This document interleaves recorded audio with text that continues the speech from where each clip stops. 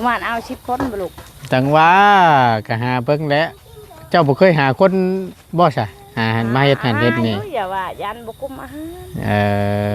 อย่าหาหลายยันบ่กุมอาหารพอดีเนาะมันก็กังวลในเรื่องนี้นี่เรื่องอาหารการกินจักสิว่าทางใดละป่านพี่น้องเป็นปลานิ่นมีตัวปักใหญ่ว้ากุ้มกินอยู่บ่นี่ที่กุ้มฮะที่กุ้มผู้ที่กุ้มเลยสิกุ้มอยู่บ่ประมาณจัก7-8 คนหรือว่า10 คน18 คนนี่พอกินอยู่บ่เพราะมันมีตัวใหญ่พี่น้องตัวละโลปลายปลานิ่น10 คนบางทีเอา10 คนเลยคนละแต่ละทางแบบไอ้สร้างเนี่ยเด้2 คนนี่แหละเพิ่นก็ร่วมซอยกันนั่นแหละเนาะแล้วก็ผักน้ำเนอันนี้เลยตั้งง่ายซื้อมาเพิ่มให้อีกตัวนี้สิเป็นผักบัวหัวหอมเพื่อเพิ่นจะก้อยเพื่อใส่ต้มใส่ยังให้มันหอมแล้วก็มะนาวแล้วก็มีข่าใส่ให้มีข่าต้องปลูกข่าปลูกอยู่ประทันเป็นค่ะปลูกอยู่แต่ว่ายังบ่ทันใหญ่บ่ยังบ่มีหัวบ่อันพอดีทั้งประตูนก็เกือบ10 บ่ทันพี่น้องออกไปตลาดก็ได้เพราะได้ยังดีแต่ว่าไล่ปลาเนาะแล้วก็ทั้งอ้ายยามันเบิดเด้อปิ่งนัวน้ำเนยังอยู่บ่ยังลายเติบบ่ถามว่ามีลูกบ่เจ้าอยากเห็นบ่หูเพิ่นอยากเห็นเนาะอยากกอดเลยอยากกอดดิใช่สิให้ละบานนี่อยากเห็นหน้าเพิ่นแบบตัวจริงเลยขออยากกอดพ่อกับแม่ในบ้านนึง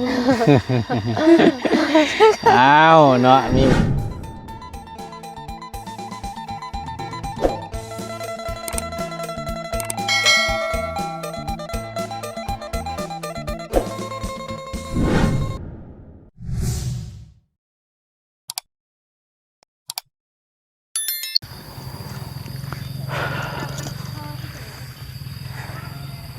วันนี้พี่น้องมาอีกวันนี้กับแป้นจึงปึ้งบาทนี่เอาไม่ปงไม่แป้นออกเป็นทีเรียบร้อยเนาะในระหว่างเตรียมการไว้ที่จะเคลื่อนย้ายเพื่อนหลังเก่าว่าสั้นซะโยกย้ายออกแต่บูว่าเพิ่นสิไปวางไว้ทั้งใดทั้งประตูก็ยังบูฮู้อยู่เนาะเอาก่อนอื่นพี่น้องเลยพบเจอกันเนาะ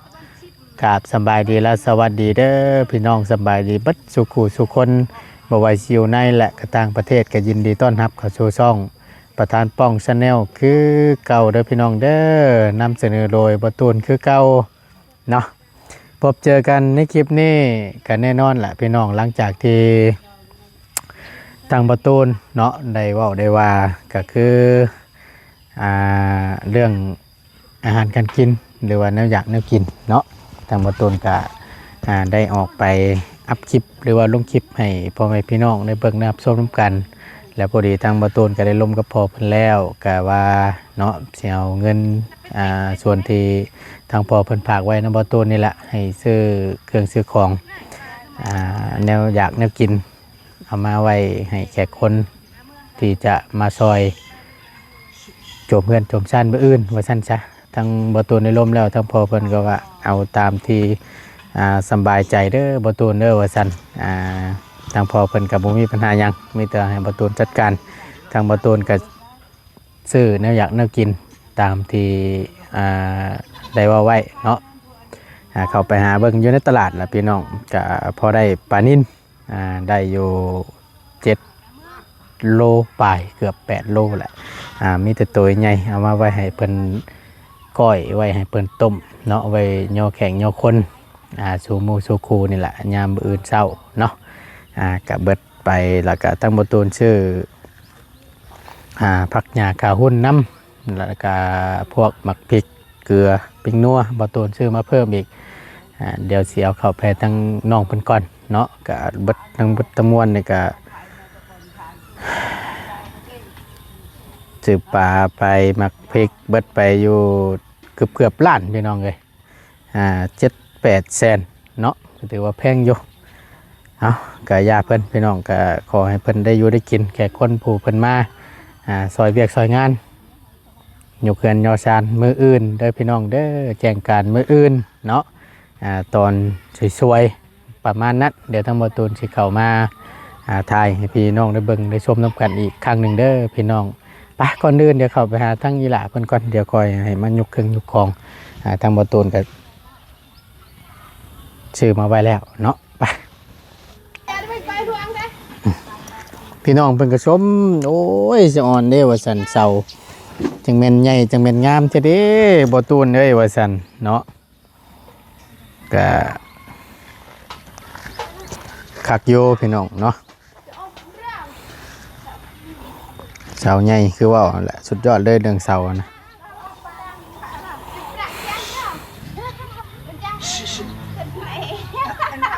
โอ้ทางนั้นก็เกียมฮื้อไม้ฮื้อตอกออกเนาะนี่ละพี่น้องในช่วงที่จะเตรียมกันมื้ออื่นว่าซั่นซะ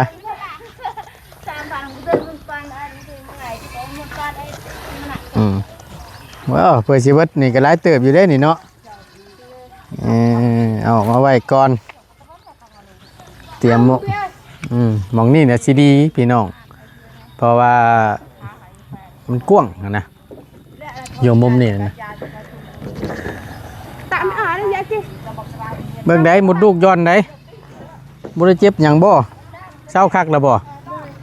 เอาจับเจือได้เด้อถ้ามันเจ็บแล้วก็บ่ต้องหาม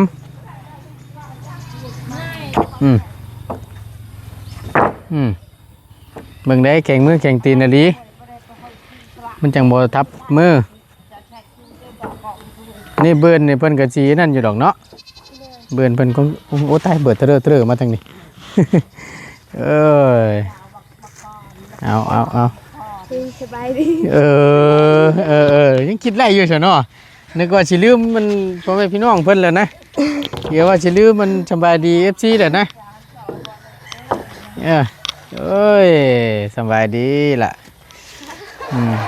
เอากะเกียมไว้เนาะสิเป็นมื้ออื่น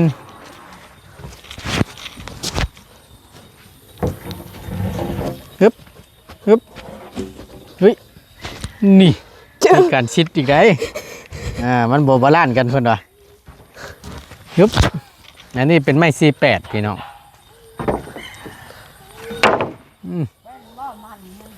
เป็นไม้48โอ้ต่ำกันใช่แล้วเนาะ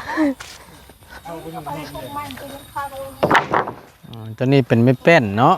แต่ว่าคนเอาไว้ถ่าแล้ว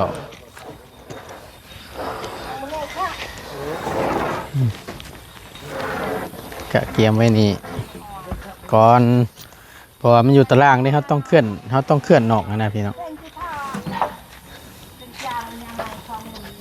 โอ้หลายเติบได้หน่อยเนาะทั้งไงสร้างเพิ่นเมื่อแล้วเนาะโดยไงสร้างเมื่อเลยเอาซอยกันคนละนิดคนละหน่อยฮะ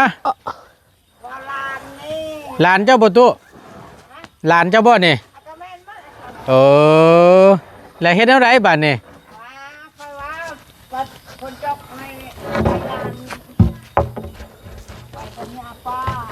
ฮะ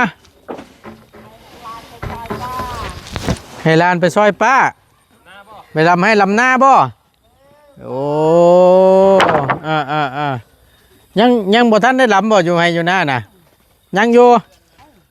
ไอ้เนาะเกี่ยวกับหมากกับตัวอยู่เป็นตู้เราก็ได้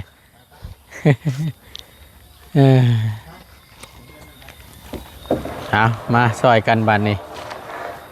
ร่างให้เยอะกี่พัดกันเด้อเฮาเด้อพัดกันว่ะบ่ได้จังเปลี่ยนกัน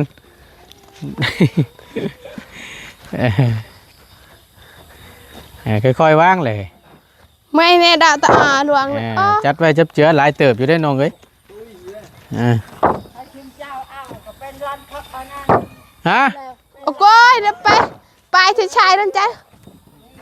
แต่ว่าเขาเอาน่ะเป็นรันเคยไม่ตู้บ่โอ้ยเขามีเมียแล้วตู้ อย่าไปถือสาเนาะ แต่คนแบบใดบ่ อย่าเพิ่นล็อกเพิ่นก็เว้าหยอกเว้านัวหัวม่วนนั่นล่ะโดยเฮามีแล้วเฮามีเมียแล้วมีลูกคนหนึงตุ้ยโดย โยคำว่าเป็นผู้บ่าวนี่กับหลานแล้วนี่แหละเราอ่ะ อยู่เด้อเนาะค่อยๆซอยกันค่อยเคลื่อนย้ายออกทีละนิดทีละหน่อย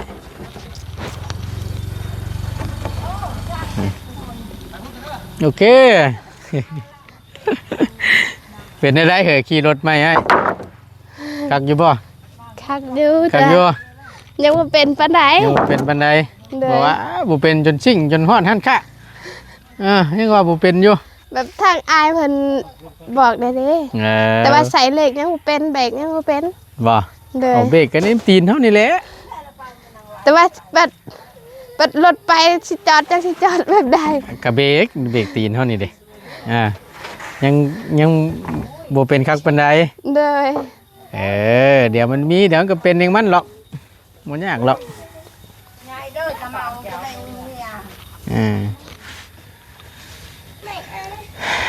เอามาช่วยกันบาทนี่ไปหาไว้แล้วบ่แขกคนอยู่ในบ้าน ตอนแรกก่อน ตอนแรง โดย ช่วงหนึงแรงบ่ โดยเป็นเพิ่นเหมือนแต่หน้าแต่ให้ อ๋อประมาณจะคนนี่ประมาณจะคน บ่ฮู้ต้องถามแม่ อันดานไอ้ตัวอันเจ้ามาพี่เจ้าหน่อยเดี๋ยวสิถามเนี่ย ไอ้แชมป์ไม่ละเป็ดเอ้ย เดี๋ยวถามแล้วก่อน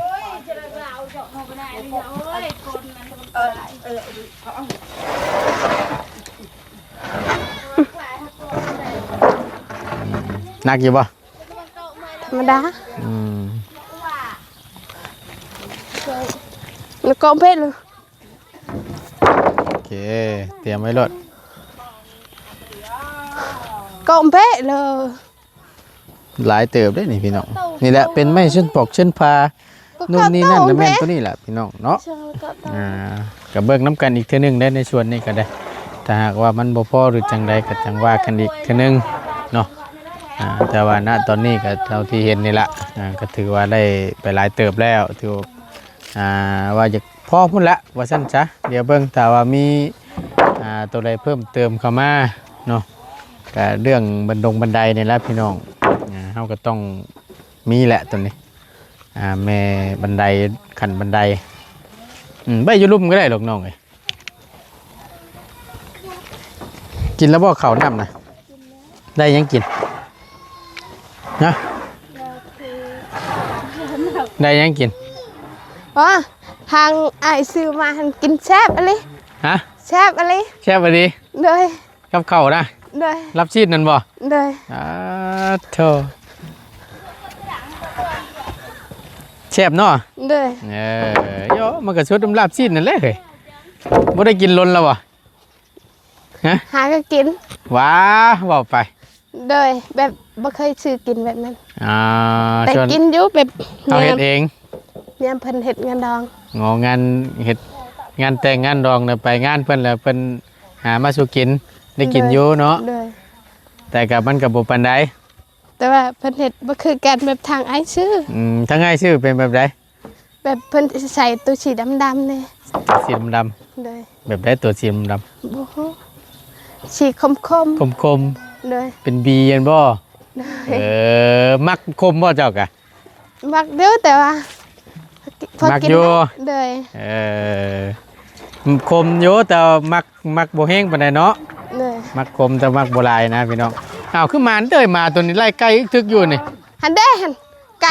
เลี้ยงหันตัวนั้น ตัวน่ะ โดยแล้วก็ตัวหมาไล่หัน ช่องโตนี่ โดย มันสิกุ้มกินอยู่บ่ฉันบานนี่เนาะแล้วกันบ่เพิ่นสิไปหาหน่อไม้มาสู่หมู่กินเจ้าสิไปหาเวลาได้น่ะ ไปหาที่เช้า หาแต่เช้าเอา โดยประมาณ8 โมง 9 โมงแล้วมะ ประมาณ 8-9 โมง เลย บัดนี้สิมาต้มมาแกงยามได้ซะบัดนี้เนาะ เพื่อเพิ่นยอกอ่ะ10 โมงพุ่นเด้อ หวานมันก็บ่ได้ลนเด้นี่น่ะตั้งแต่มาเพิ่นห่างหันห่างนี่ไว้นี่ก็ ตัดเชาจวดเจียดนี่ก็โยกสิบอกให้แป๊บเดียวเท่านั้นไหน ฮะโอ้ไม่งอด ใส่ไม่งอด หอยเอาคีบออกไปนี่แล้วมันหกใส่อยู่ใส่หนีแล้วมันบ่ตอดเด็กน้อยหาแนวคีบออก เอาล่วงเอาไหม Ừ. เละนี่ Nè nó kịp không? โถยขึ้นเลยกูจะบันเฮียมอยู่ Tọt con này có bá thô. Đi móc. ขามันกัน Cảm ơn con. เลย Cảm nhá. Chắp kịp phải tìm với phí ăn phun. Ăn phí vào sân. Ăn có mấy phay nè. Ừ. โอ้ย Lội anh này kita man. Tekan jauh Ô chắp lỗi đi. Nhá cái này. Lệ gì rồi. Tắm phạc lúc chào. ขี่มันถึง Kỳ vẫn thương. Nè. Bá, thằng mẹ đột húpไปเลยนี่ Bố cháu bố nhát bố. Nhà này sáng rồi bố mì nè tao. Bố mi nè tọt này. Điệp lọi. Mình pòng tắm phạc nông con. Mình ngọtพี่น้อง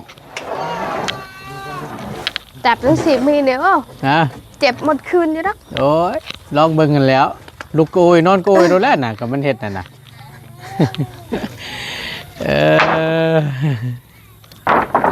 เอาเพื่อนง่ายเอาก่อนเนาะซอยกันพอดีอันมาพี่ก่อนแม่อันเฮาถามก่อนอันว่าอันมาพี่ก็ได้ ปะต้องไปเท้าแล้วแถว มาแจ้งเลยพี่น้องเพิ่นสิไล่หูไล่ตาอันว่าอันบ่แรงบ่ไปหาอันแขกคนหาหมู่คู่อ๋อโดยสบายดีเด้อมื้อแรงเนาะถ่ายเพิ่นมาแต่ให้แต่หน้าก่อนเนาะหาลายแท้บ่ Áo. Phải xăm đáy hắn đấy được rồi. ประมาณจักคนหา ประมาณxăm đáy cả chi hàm nàyคือระวังวิชาด้วยเลยเช้าคน ฮอดอยู่บ่ 10 คนแปะเลย คนไปบ่เหลือ ปะเลย บ่ได้มีหยังล่ะว่าอยู่เทิงน่ะ ก็บ่มี ทอดเครื่องนึ่งซื่อ ฮะ ๆทอดเครื่องนึ่งซื่อ ต่อเครื่องนุ่ง ๆโดยแล้วก็ผ้าห่มม่อนเท่านั้น กะลง มาแล้วก็เอาลงเด้อ เดี๋ยวประมาณเอา10คนบ่ลูก จังว่าก็หาเบิ่งแล้วเจ้าบ่เคยหาคนบ่ซะหาหันมาเฮ็ดหันเฮ็ดนี่ อย่าว่ายันบ่กุมอาหาร สิหาหลายยันบ่กุมอาหาร พอดีเนาะมันก็กังวลในเรื่องนี้นี่เรื่องอาหารการกินคือตื่นแต่เช้าแล้วคือไปหาหน่อไม้นี่เนาะ โดย อันอยู่ในบ้านในช่องนี่กับเพิ่นก็อันนั้นอยู่ว่ามีไก่มีหยังขายให้อยู่บ่ ก็จักแล้วบ่ได้หาหรอก บ่ มีเงินลูกเอ้ย อืม มันมีเงินกับคือคุณมาขายให้อยู่ดอก ไม่กิน มันผู้ขายก็ขายขอนำมันแล้ว ขอชื่อน้ำเพิ่น ขอชื่อ พอได้ต้มได้แกงให้เพิ่นกินเนาะแนวอื่นบ่มีบ่ บ่มีแล้วลูกเอ้ยมีแต่ไก่เอ้ย ไก่ใช้ไก่มาไล่เมื่อกี้นี่ ก็แม่นน่ะ บ่ โดย ว่ามันสิไปกุ้มกินไก่ตัวเดียว ตูมแม่มันเด้ แม่นตัวเดียวนั่นน่ะ แม่ตัวเดียวกับมันบ่กุมเนาะคำว่าหลายคนลูกเอ้ย จะกะหากิวะประมาอายโอเนี่ยจังเติมประยากีเด้ มีหยังแน่ตื่มใช่ บ่มีเงินเพิ่นขอ หืม เอาเงินไอ้นางอันนี้ ฮะ ว่าขอเงินไอ้นางนี่ยังอยู่บ่เพิ่นชื่อนมให้ลูกเพิ่นนี่ เงินนำพรคำนั่นบ่ นึกกึกกับบ้านเด้หากิ50สิขอเงินนำมันอันลูกสาวมันไปสิไปหาซื้อไก่บ่อะไรคือ บ้าน จังมีเลย ไม่ได้ไปมีจังกรวยต้มแล้ว เราก็ต้อง50สิลูก ต้อง50 ตัวหนึงนะ ตัวนึง50 ไผขายอ่ะนะ อันไก่ตัวนี้อัน60ได้ลูก ประพัน50ประคือ50 บ่มีการหุ้นเงินกันนะบัดนี้เจ้ามีจักแสน น้องนี่ ยัง มีเยอะทางเงินให้ ยังบ่ทันได้ใช้บ่ เลย อันนั้นคือสิหมดแล้วอันนั้น บ่ก็บ่ติแล้วทั้งนี้ของแนวอันชื่อนมให้ลูกเนาะบ่ติล็อกตัวนี้ก็ได้ เพราะว่าเพิ่นก็นั่นบ่ทั้งพ่อกับแม่นี่บ่มีเลยบ่ บ่มีพอกีบลูก ตายบัดยามเจ็บเป็นอุดุนมาเอาเงินใช้ฉันไปหาหืดหาหมอชื่อหืดชื่อยา ชื่อยาก็ขอได้ลูกไปขอเอาได้ยาก็ยาชูคอก็ยังไปขอ โอ้ยยาสูบแล้วว่าละยาสูบนั่นนะบัดยามเจ็บเป็นกลางค่ำกลางคืนพุ่นนั่นแหละ ก็บ่จัก อ่า มันบ่มีชุดปัญหานั่น ชุดปัญหาแหละ บ่มีปัญหา คันเปะต่างๆจะชดปัญหา เอาคือจังซี่เบิ่งเด้อเฮาว่าสิอันนั้นอันละอันว่าพัดซ้อมเมื่อยก่อนก็ได้ซ้อมเมื่อยก่อนมีแต่ว่าเฮาซื้อปลามาอยู่ชื่อปลานิ่นหมูว่าสิพอกินอยู่บ่แล้ว7 โล 8 โล พุ่นละอยู่ในกล่องโฟมพุ่นไปเบิ่งไป มึงเอาวันนี้มากาไว้ เพราะว่าเอาไว้พอได้ต้มได้แกงให้เพิ่นกินนี่แหละกะเกียมมาไว้ให้อยู่แต่คำว่ามันบ่พอกับนมแกงหน่อไม้เกินแล้วเนาะ ไปหาหน่อไม้แล้วแซ่บๆเลย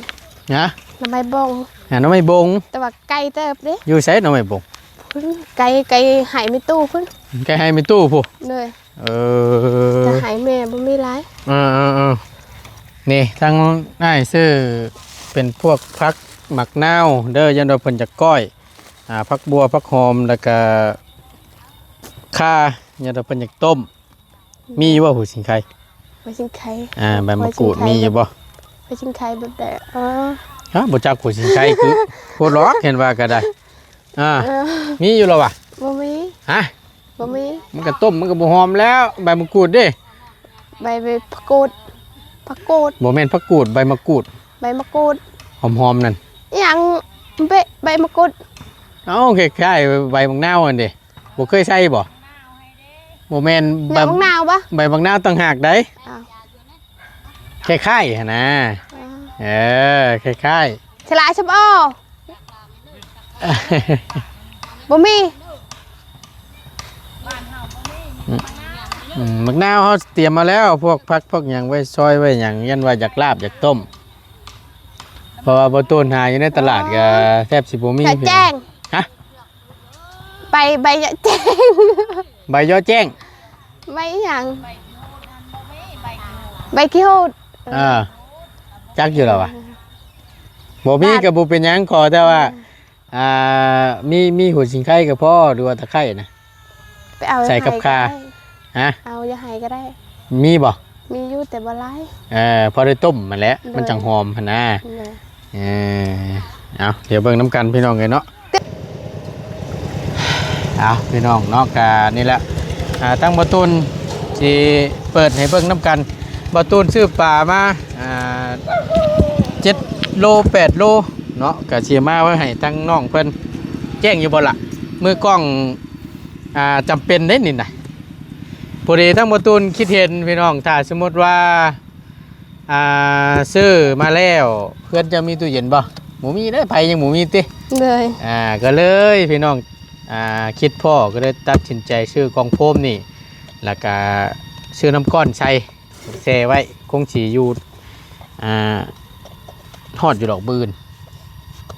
มีอยู่ว่าคนขายน้ำก้อนอยู่บ้านนี่ก็ บ่มี หมูมีอีก เลย จักสิว่าทางใดละป่านนี่พี่น้อง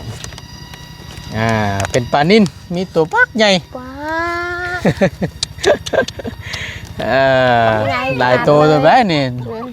ประมาณ7-8 ตัวผมจักนี่แต่ว่าน้ำก้อนอยู่ข้างล่างเต็มอยู่พี่น้องแล้วก็ตั้งเติงน้ำแน่บ่ตูนเอาทับไว้หลายเติบเลยน้ำก้อนนี่นะ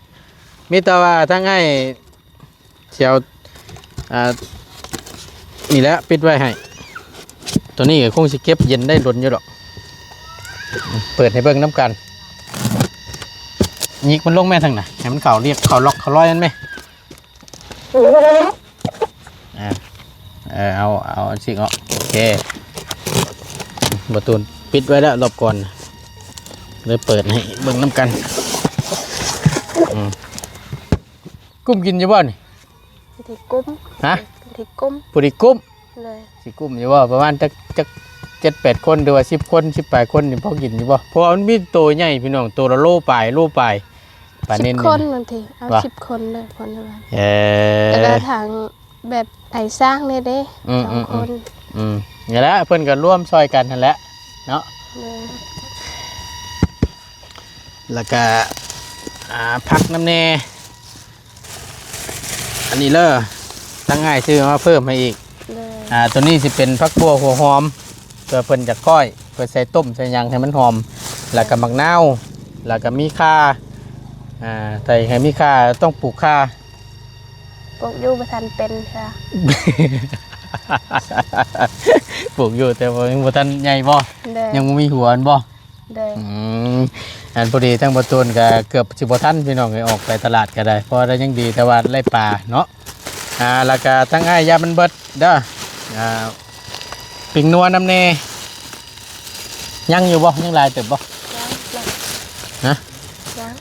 หลายเติบบ่อยู่ แกะเยอะแกะเยอะ พอได้ใช้อยู่บ่ แกะแล้วของมัน แค่ละถุงหนึง เลย ยังจะถุงบัด ไอซื้อมาหมดเยอะเลย เบิดบ่ เลยยังตุดมันเป็นหางแกะที่ของมันนะแกะจังได้จังมือแล้ว ค่อยคำลงแรงแล้วแม่งก็เลยกับห้องระบาดนี่เกลือยังอยู่บ่พอได้อยู่แล้วว่าเกลือ มันนี่เจ้า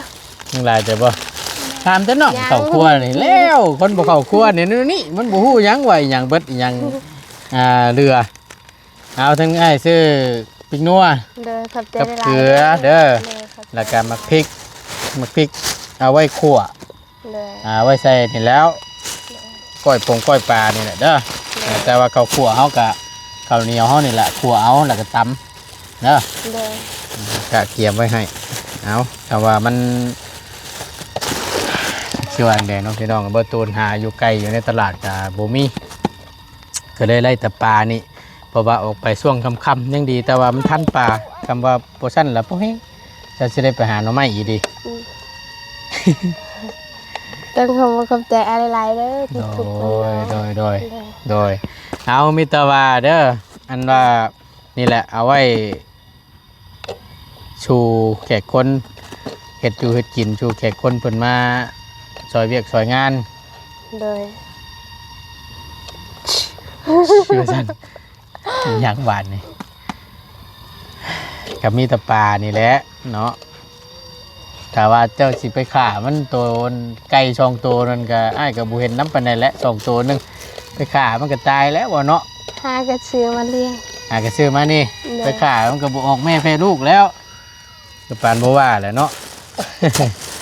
เอาก็คงสิกุ้มอยู่กุ้มกินอยู่หรอกคำบ่ซั่นก็มีหยังแน่ซั่นหามาสมทบมาเติม เลย มีอยู่บ่นอกจากไก่2ตัวน่ะ แบบถ้าเทียออกชื่อก็ได้เงินทางทำไอ้หายคันนะ บ่ เลย เจ้าสิออกไปซื้อหยัง ชื่อใกล้ขนาดไหนบ่พอเก็บ บ่ไก่อยู่ไสน่ะ แถวบ้านนี่ แถวบ้านนี่ เลย เอามีแต่ว่าคุยกับพ่อกับแม่เจ้าเบิ่งว่าสิหาคนมาประมาณจักคนและปลาซำนี้สิพอกินบ่ เลย เด้อแต่ว่าญาติมันบ่พออันนี้ก็เจ้าอยากหามาเพิ่มเติมก็ได้เด้อก็บ่ได้ว่าหยังทั้งง่ายก็ได้เพราะว่าทั้งง่ายหามาให้ทันซำนี้ได้ปลา เลย นะ ขอบใจอะไรหลาย โดยเพราะว่าทั้งบ่ตูนกับผู้เพิ่นสิหาคนหน่อยหรือคนหลายแล้ววันนี้ทั้งบ่ตูนไปตลาดช่วงหนึงแรงแน่ช่วงค่ำๆแล้วเพิ่นสิเก็บแล้วทั้งบ่ตูนก็ซื้อมายังดีแต่ว่ามันทันพี่น้องเนาะเอากันนั่นแหละช่วยพิจารณาเบิ่งน้ำกันอีกเทื่อนึงเด้อ เลย ก็คุยกันเบิ่งกับพ่อกับแม่เจ้ามื้อแรง เลย ว่าซ้ำนี้เฮาสิพอกินบ่เฮาสิเฮ็ดส่วนใดแน่ก้อยต้มแกงแล้วแต่เจ้าแต่อ้ายเฮ็ดมาให้แล้ว ต้มแกง แล้วแต่มักแบบใด ต้มกับแกงอัน ต่าง เดียวกันหรือต่างกัน เอาต่างแล้วบ่ แกงมันเป็นยังไงอะ นี่ถามแม่ครัวนี่บ่คำแกงนี่เป็นแบบใด ไม่เคยเห็นเลย เอาบานบ่ว่าแล้วบานนี่ ไม่เคยแบบเห็ดกินแกงปลานิ่ม แกงปลายังก็แล้วแต่นะแกงกับ แต่ ต้ม ว่า นี่มันบ่คือกัน มันคือการถ้าต้มแล้วเป็นยังไง ถ้าต้มเฮาก็บ่ได้มีหยังหลายใส่แค่ข่าหูสิงไข่ใบมะกรูดอย่างให้มันหอมนะแล้วก็ส้ม อ๋อ แค่นั้น ต้ม เฮา ต้มอันนั้น แม่นคือเฮาใส่แต่ 3-4อย่างเฮาบ่ได้ใส่หมักพริกถ้าว่าเฮาตำหมักพริกใส่แล้วมันสิกลายเป็นแกงบาดนี่ อ๋อ เออนี่ถามน้องเจ้านี่ มันสิต่างกัน เลย นั่นแหละต้มกับแกงนี่ต่างกันแกงนี่สิมีหมักพริกมันสิเผ็ด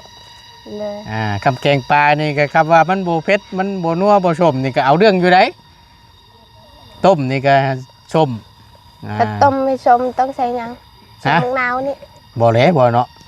หมักนาวนี่เอามาไว้ให้เพื่อว่าอยากก้อยว่าอยากใส่แจ่วใส่หยัง อ๋อ ขี่ปลาก็เอาเพิ่นเฮ็ดขั่วใส่แจ่วใส่หยังนี่แล้วก็บักพริกผงนั่น เลย เป็นอยู่แล้วว่าทั้งพ่อแม่เจ้าก็ได้ มันเป็นแต่เห็ดลาบ นั่นแหละ แล้ว คำ ก็ เป็น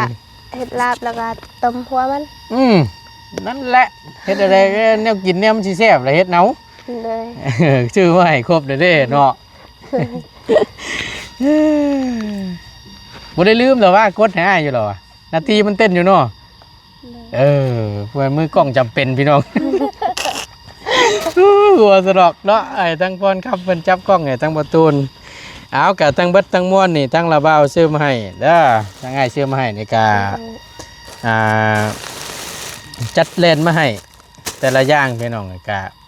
ใส่รถจักรมาเมื่อกี้ให้บ่ยาวครับประตูนกับพาดใส่คานี่แหละเพื่อมาหอดขาจนลอยมันหนักน้ำก้อนน้ำเด็กก่อมันนี่นะ หนักอะไรดอกอันนี้ หนักบ่เดี๋ยวเสียเจ้าโจมเบิ่งไว้เลยเอาทั้งเบิดทั้งม้วนเด้อน้องเด้อกับบ่แม่นว่าเงินคำอ้ายเด้อ เลย มีอย่างหนึ่งอันนี้ทั้งพ่อเพิ่นฝากถามมันพ่อเพิ่นส่งมาให้ทางอ้ายมื้อนั้นจะเว้าว่าทั้งพ่อเพิ่นมีลูกบ่สิบ่ เลย เจ้าถามว่าเนาะถามว่ามีลูกบ่แต่เจ้าอยากเห็นบ่ฮู้เพิ่น เลย อยากเห็นเนาะ เลย พี่น้องเอ้ยก็อันนี้ก็ทั้งพ่อเพิ่นส่งมาให้ทั้งบ่ตูนเพราะว่าเห็นทั้งน้องพรว่าอยากเห็นว่าซั่นมีลูกมีเต้าบ่ทั้งผู้พ่อเพิ่นก็มีแล้วเนาะก็อันนี้แหละเป็นรูปเพิ่นเพิ่นส่งมาให้แล้วก็พร้อมกับนี่เห็นบ่ไม่ต้องกลัวยาค่ะพี่เลยอยากเห็น อยากเห็น เลย โอ้ยใจเย็นอยากเห็นเนาะ เลย โอเคเอา เออ นี่แหละ ทางพาอำเภอกับแม่ติ๊ก แมนที่เจ้าถามเมื่อนั่นแหละแล้วก็นี่สิเป็นลูกชายเพิ่น หมดนี่เลย แมนเพิ่นมีลูกชาย4 คนแต่ว่าอีกคนนึงเพิ่นก็คาเวียกเพิ่นเฮ็ดเวียกงานก็ได้พอเพิ่นบ่ได้ถ่ายความกันซ้ำ มันพอกับแม่ แมน โอ้ เอาเบิ่งคักๆเอาจับเอาเตือนเบิ่งซูมเบิ่งนี่เอา หักอะไรเนาะ ฮะ หักอะไร คักก็ดีคักแบบใด ทางอายเป็นเมนูพูดง่าย ทางอ้ายเพิ่นมีแต่ผู้ใหญ่ ๆเลย ๆลูกชายทั้งพ่อกับแม่เพิ่นนั่นบ่ เลย เออ คือสิแบบคือทางเพิ่นคือสิรวยเนาะเมืองทางอาย ทั้งเพิ่นคือสิรวยเนาะว่าซั่นก็จังว่าเนาะคือสิแหละนี่แหละนี่ ทางพ่อเพิ่นใจดีเด้ โดย กับแม่เพิ่นคักอะไร ก็คือดี เลย คือเสียงชั้นแท้สิให้ล่ะบ่เฮ้ยได้เห็นรูปเพิ่นก็สิให้แล้วบัดนี้ใช่ว่าแหละอันนี้เนาะ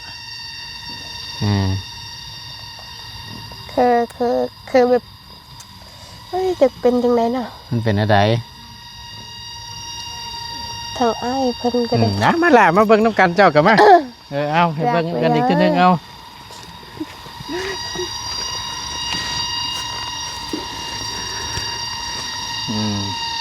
ตัวแหลมไปบ่ เสียงมันก็เลยห้องแล้วพี่น้องเอ้ยค่ำแล้วขออนุญาตเปิดแพทก่อนทางประตูก็ได้นั่นแหละ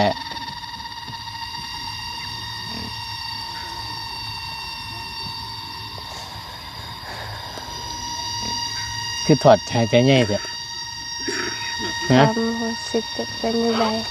มันเป็นอะไรล่ะ เ เห็นหน้าพ่อแม่แบบทางเพิ่นซอยเนาะ อ่า ก็อยากกอดเด้ จะกอดดิ เอาแหละ จะกอดดิว่าซั่น ทางพ่ออยู่ไสเนาะทางพ่อกับแม่เพิ่น ฮะ ถ้าทางพ่อกับแม่เพิ่น ทั้งพ่อกับแม่เพิ่นนะอยู่ประเทศนิวซีแลนด์ ป้าโทษ ต่างพุ่นละอยู่ต่างประเทศพุ่นละเพิ่นไปเฮ็ดเวียกเฮ็ดงานอยู่พุ่น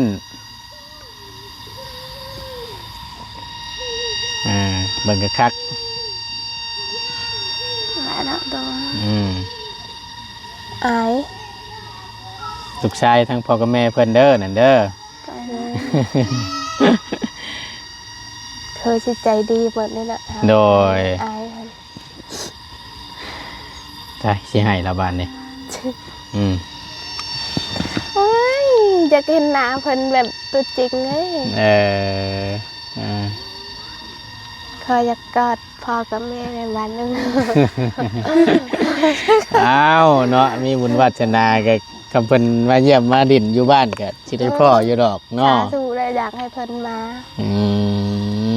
อืมอืมอืมนั่นแหละผู้มีพระคุณต่อกับเจ้าอีกผู้หนึง เลย อีกท่านหนึงเด้อ เลย แล้วก็หลายๆท่านพี่น้องเนาะที่เพิ่นชดช่วยมาแล้วก็บ่ว่าแต่ทั้งอ่าพ่อลุงใหญ่ใจดีอยู่จังหวัดชลบุรีเนาะทั้งพ่อเพิ่นก็ ก็เลย ช่วยมาคือกันเนาะทั้งพ่อเพิ่นแล้วก็กับอ้ายใหญ่ใจดีหลายๆท่านพี่น้องเนาะที่เพิ่นชดช่วยมา ก็ขอให้ทางพ่อกับแม่จงมีอายุยืนเด้อให้แบบใดก็ยังรู้เป็นเนาะ โดย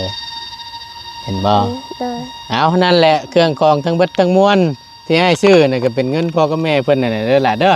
เลย ก็มีแต่กันขอบใจขอบคุณขอบคุณทั้งพ่อกับแม่เพิ่นน่ะเด้อนกมือผ่านนี่แหละหลายเว้าผ่านนี่แหละเอาให้พรให้ใส่เพิ่นแน่เด้อ เลยต้องขอบมกขอบใจและขอบคุณหลายๆเด้อทางพ่อคำพรและเวทเต็กที่ช่วยลูกเสียหลานขอให้ทางพ่อกับแม่จงมีสุขภาพแข็งแรงความเจ็บอย่าได้ความไข่อย่ามีเด้อปรารถนาสิ่งใดขอให้พ่อกับแม่ได้สิ่งนั้นที่สมคงมาปรารถนาที่สำคัญขอให้พ่อกับแม่ให้อายุยืนที่นี่ต่อไปเขาพบว่าเกลือดอกเนื้อพบว่าเงินบ่คำนอนหลับขอให้ทางพ่อกับแม่ได้เงินหมื่นตื่นมาได้เงินแสนเงินข้ามือได้เต็มมีโชคโทษได้มาผ่านบ้านได้มาเบียดได้แม่เด้อจะมีต่อไปให้แม่พ่อกับแม่ขึ้นยังยงไม่ให้ลงจากเถือสาธุ สาธุ ไปตามกับเขาตะขา อืม ตาตามกับเขาตะขาสิ เอาให้พรเพิ่นได้ล่ะ ทั้งความผ่านกับแม่แต่ที่ช่วยลูกช่วยหลานช่วยให้กันความเจ็บอย่าให้ได้ความไข่อย่าให้มีปรารถนาสิ่งใดขอให้ได้สิ่งนั้นขอให้วันคันเงินเด้อ โดยเอาอีกผู้มีพระคุณกับเจ้าอีกท่านหนึงที่เพิ่นช่วยมาอันนี้เป็นทางพ่อใหญ่ใจดีอยู่จังหวัดชลบุรีแต่ว่าบ่ตูนให้เบิ่งรูปโปรไฟล์ซื่อๆทางพ่อเพิ่นอีกท่านนี้ก็ได้ ที่ช่วยเจ้าเอาไฟฟ้าเข้าให้แล้วก็กับช่วยค่าสร้างแล้วก็ฝากมาอีกช่วยที่ว่า 30,000 บาทนั่นนี่ละทางพ่อเพิ่นนี่ละเออ แต่ว่าทางพ่อเพิ่นบ่ได้ส่งรูปมาให้ละบ่าวเบิ่งแต่ว่าทางละบ่าวเอารูปโปรไฟล์ให้เบิ่งนั่นละที่เพิ่นชดช่วยเจ้า แต่ว่ามันบ่มีสัญญาณมันก็เลยเบิ่งยากแน่อีกท่านหนึงนั่นก็ พ่อใหญ่ใจะดีอยู่ฝั่งไทยน่ะอยู่จังหวัดชลบุรี ผู้ที่ใจดีหมดทุกคนน่ะ โดย นั่นละ ขอแบบทางพ่อกับแม่ทางพ่อที่ช่วยลูกช่วยหลานอยากให้คนมาแบบทางเงินชั้นเลยอยากให้คนมาคืนเงินใหม่กันคือสิมีความสุขตลอดชีวิต แต่เพื่อนชันแล้วอ่อนพ่อ เลย อยากจะมีบุญวาสนายังไงเพิ่นมาร่วมขึ้นเพื่อนไม่นำ เลย อยากเห็นหน้าเลยอยากแบบให้ทางพ่อกับแม่หมดแบบ ทุกทางที่ช่วยเหลือน้องอยากให้มาน้อง โดยเอา แบบ แต่ ทางน้องแบบทางเราก็บ่เคยแบบรู้จักกันเลย โดยแต่เพิ่นก็ยังมาเงินมือเข้ามาช่วยเนาะ เลย ดีใจน้ำลายๆทั้งไงก็ได้เนาะเอาโอเคสันบานนี่อันนี้คือให้เห็นเด้อ เลย ให้เบิ่งน้ำกันมีแต่ว่าไปโจมไปไว้บานนี้คุณนึงเอาตัวนั้นไผสิเป็นคนโจม จมสองคน แล้วแต่เจ้าเฮ็ดอะไรก็เฮ็ดเอาเฮ็ด ต้องขอบมุณขอบใจและขอบคุณทั้งพ่อกับแม่อีกครั้งเด้อ โดย ขอบใจหลาย อ่า ๆก็จำเลยมั้ง โจมโจมเอาโจมมาพี่เอ๊บนั่นแหละขาไอ้จนอ่อนน้ำก้อนนึกหวังว่าคงสินั่นอยู่หรอกเนาะ แบะเนี่ยแบะ เสียบแหนไผ่นั่นก็ได้ คือมืดแท้เป๊ะแม่สิบอก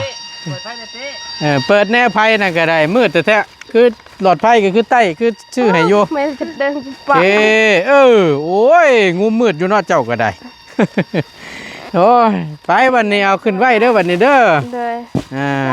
ขึ้นไว้คงสีนั่นอยู่ดอก เจอเราแล้วเหรอโอเค โอเคบาดนี้เอาไว้เด้อบัดนี้เด้อ